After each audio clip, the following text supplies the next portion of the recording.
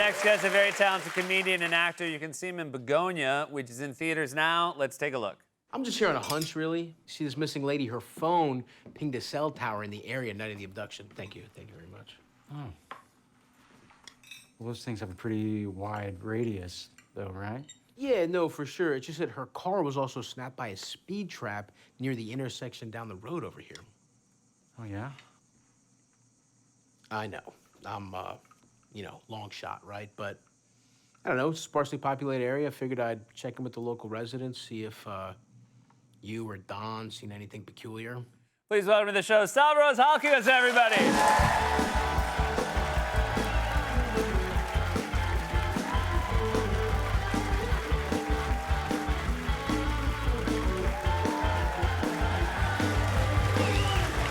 I'm so happy you're here, Stavros. Dude, thanks for having me. I think a lot of people know you as a stand-up. You got a great Netflix special. You got podcasts. I apologize for that. No sweat.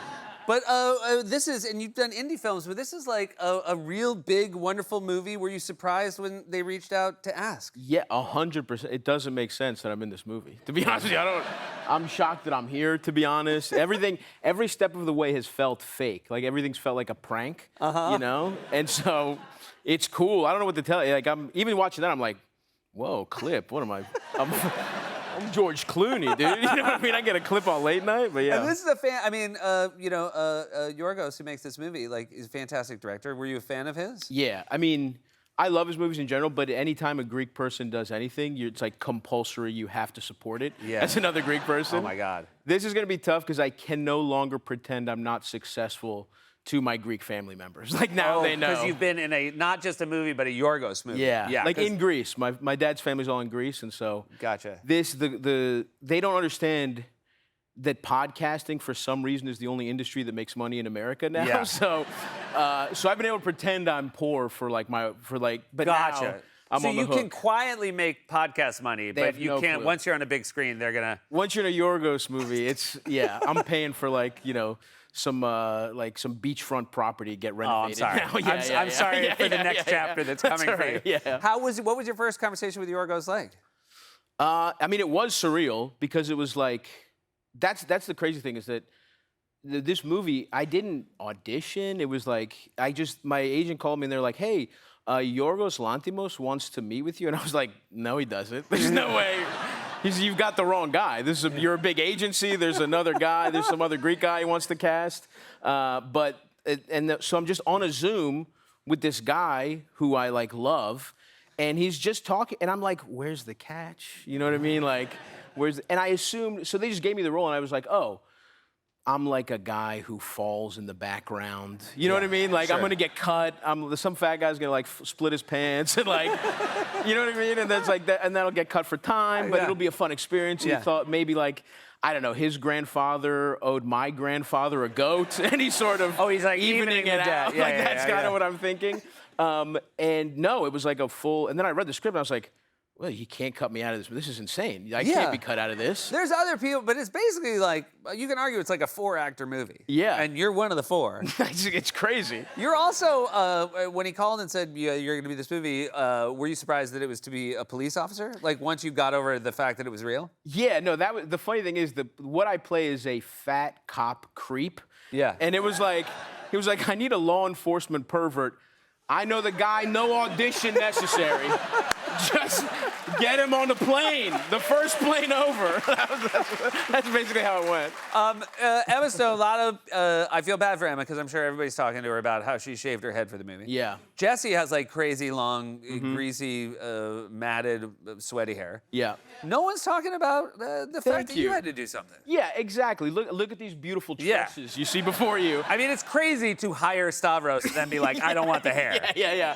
Well, yeah, so they hired me to be a cop, and I had to cut my hair, and that set the bald ponytail back a year and a half. You know what I mean? Like, I had to cut, and I'm kind of pissed because, Emma's got a bunch of there's no think pieces about me cutting my hair. Well, you were in a tough situation because I'm sure you couldn't say you won't cut yours after Emma shaved her head. Yeah. Hilariously, the first day I was there, I'm talking to the hair guy. I'm like, cop can have a ponytail. You know what I mean? Cop can, just pull it back. And then I get on set and a famous, beautiful woman is bald, and I'm like, I'm not getting at his haircut. There's no way. I'm like, let's trim me up right now. Do you hope that your success in this film will lead to more parts for comedians? Comedians can stay where they are. I'm trying to get out. Yeah. I'm pulling the ladder up. I'm on the last.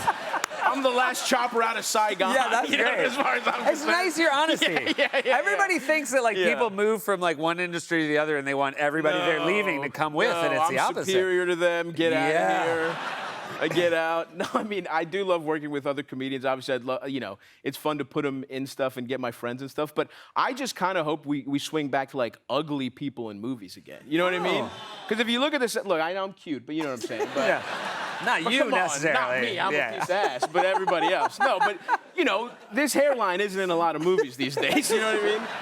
Like when that Johnny Depp movie, they made him bald. You know what I mean? Yeah, They're yeah. putting Colin Farrell in fat suits. Like Frankenstein, Jacob Elordi, just the hottest guy. He's 6'8" and sexy, and it's Yeah. there's some up-looking giant guy that should have been Frankenstein. Yeah. You know what I mean? He's probably waiting, and when he heard they were making it, he's like, Yeah. finally. Here we go. Here we go, just Some staring guy- at the phone. Yeah, it's my. And then his agent was like, it's down to you and Elordi. He's like, I got this. Yeah, well, this is me. They're doing him a favor. They must owe him a favor Yeah. and make him the top two. Yeah. But yeah, no. I do hope, let's get some weird teeth. Let's get some bad hairlines. Yeah, let's yeah, get yeah. some fat people All right, back that's in great. movies. I That's love all it. I'm Let's saying. representation is a really important Absolutely. thing. You're also very happy to say still doing stand-up tours. Yes. Was it the Dreamboat tour? Dreamboat tour. Yeah, That's great. we're doing a bit.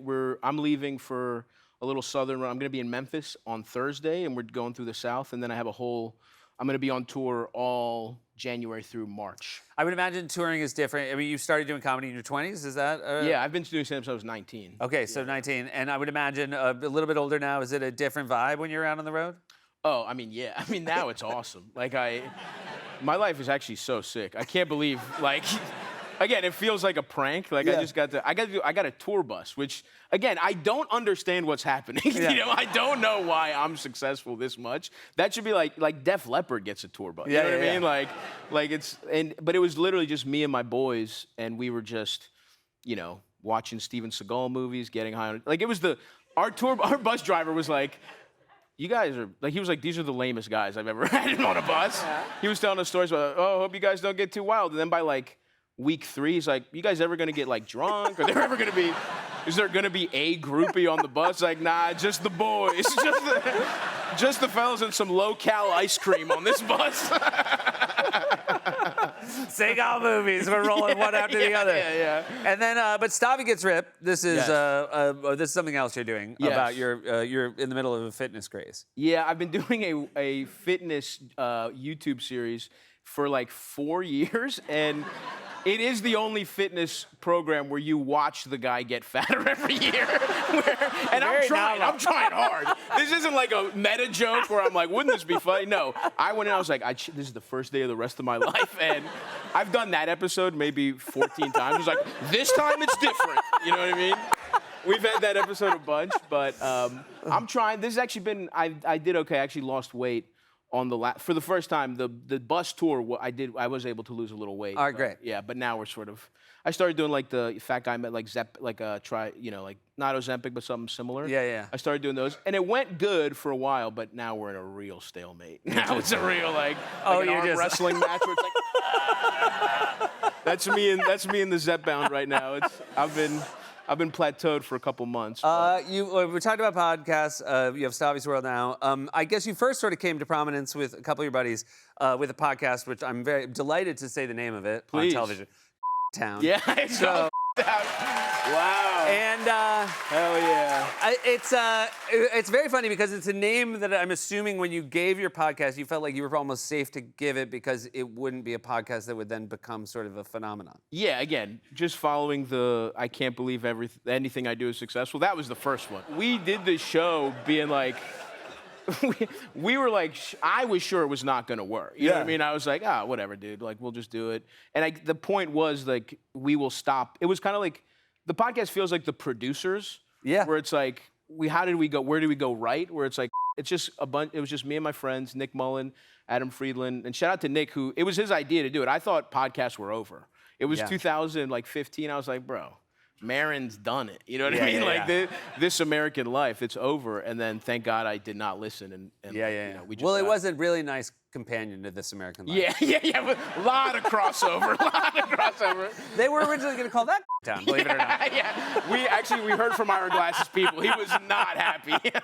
Well, I will tell you from observing, it all makes sense to me how well it's going for you. So Thank you, you dude. can be in Appreciate shock, but it really all makes a lot of sense to me. Thanks, Congratulations and everything, man. Appreciate it. Thanks for having me. Tom Rose. All kids, everybody. Begonias in theaters now. We'll be right back. Thanks, man.